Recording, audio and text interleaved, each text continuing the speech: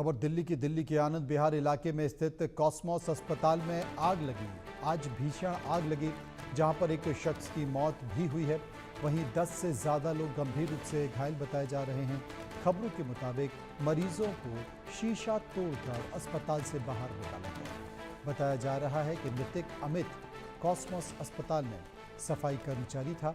आग लगने की घटना के बाद उसने खुद को दूसरी मंजिल के शौचालय में बंद कर लिया था। इसके बाद दम घुटने से उसकी मौत हो गई। दिल्ली अग्निशमन सेवा के अधिकारियों ने बताया कि दमकल की 8 गाड़ी अस्पताल में जो आग लगी थी उसे बुझाने में लगी थी। बड़ी मशक्कत के बाद अस्पताल में काबू पाया गया। फिलहाल आग लगने के कारणों का पता नहीं चल पाया है कि आग आखिर इस अस्पताल में लगी तो क्यों लगी, क्या शॉर्ट सर्किट था या कोई और कारण।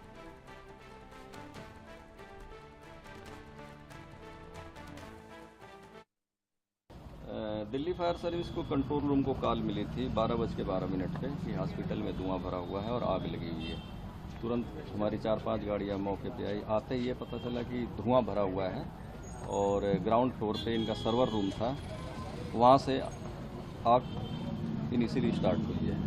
बेसिकली जो लोग भाग के ऊपर गए हैं, क्योंकि जब भी आदमी धुएं में फंसता है तो ऊपर भाग के गए हैं और धुआं भी सीढ़ियों से ट्रेवल करके ऊपर गया है। कितने पेशेंट्स थे सर? पेशेंट मेरे हिसाब से 8 या 10 होंगे। टोटल 11 आदमियों का रेस्क्यू किया गया है, जिसमें एक ये पुष्पांजलि हॉस्पिटल आपके पड़ोस में ही है, वहाँ एडमिट करा गया है। एक कैजुअल्टी बताई जा रही है।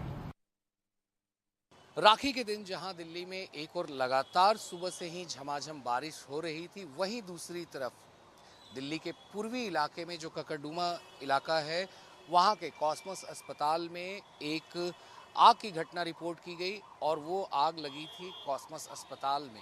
जी हाँ, अभी हम खड़े हैं कॉस्मोस अस्पताल के ठीक बाहर और आप देख सकते हैं कि आखिर इस अस्पताल की हालत क्या हो गई है जब यहाँ पर करीब दोपहर में 12:20 पर आग की लपटों ने यहाँ पूरा बिल्डिंग को घेर लिया था और उस वक्त वो आग जो है फर्स्ट फ्लोर पे सर्वर रूम से स्टार्ट हुआ था और फिर बाकी के पैनल्स में यहाँ पर बहुत तेज़ी के साथ फैला था। इसी आग की घटना में एक हॉस्पिटल का जो स्टाफ, हाउसकीपिंग स्टाफ था, उसकी मृत्यु हो गई है। उसकी पहचान अमित के नाम पर हुई है, जो 25 साल का था।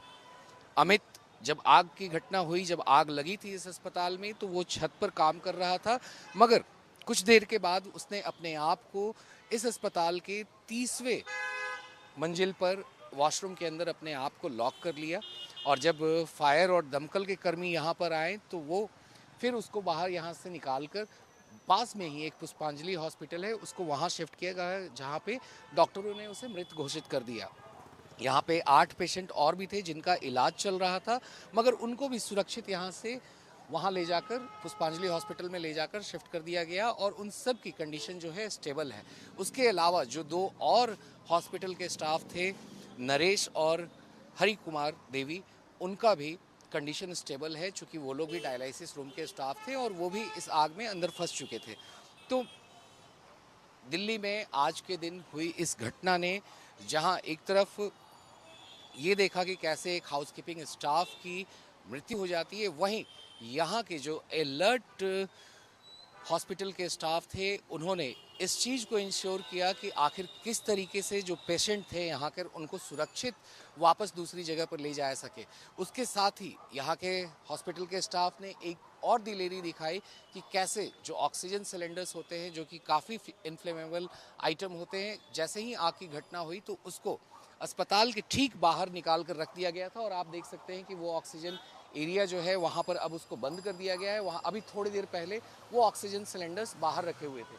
तो यहाँ पे कुछ लोग हैं, हम उनसे बात करेंगे और जानेंगे कि आखिर पूरी घटना क्या थी और उनसे बात करके ये भी पता करेंगे कि आखिर किस तरीके से लोगों ने यहाँ पर अपनी जो एक होती है जनरल टाइमिंग, जो ऐसे इंसिडेंट के टाइम में काफ़ी ध्यान रखा जाता है कि आप कितने जल्दी रिएक्ट करते हैं, तो उसका ये सारा कुछ हमें बताएंगे। तो हम बात करते हैं लोगों से और जानते हैं कि आखिर घटना कैसे हुई।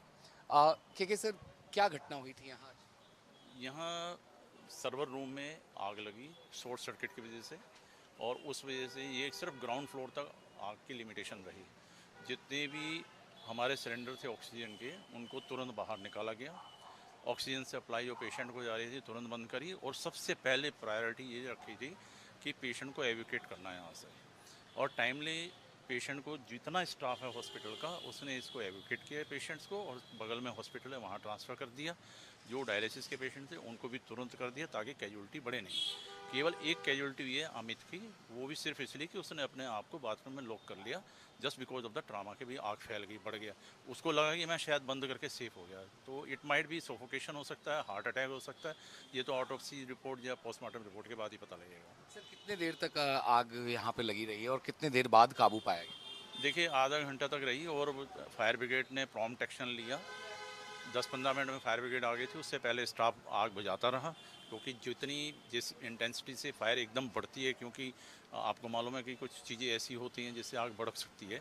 वो फायर ब्रिगेड आई, उन्होंने BSCS ने सप्लाई काटी, और फायर ब्रिगेड ने तुरंत जो है 10 के करीब टेंडर आए हैं।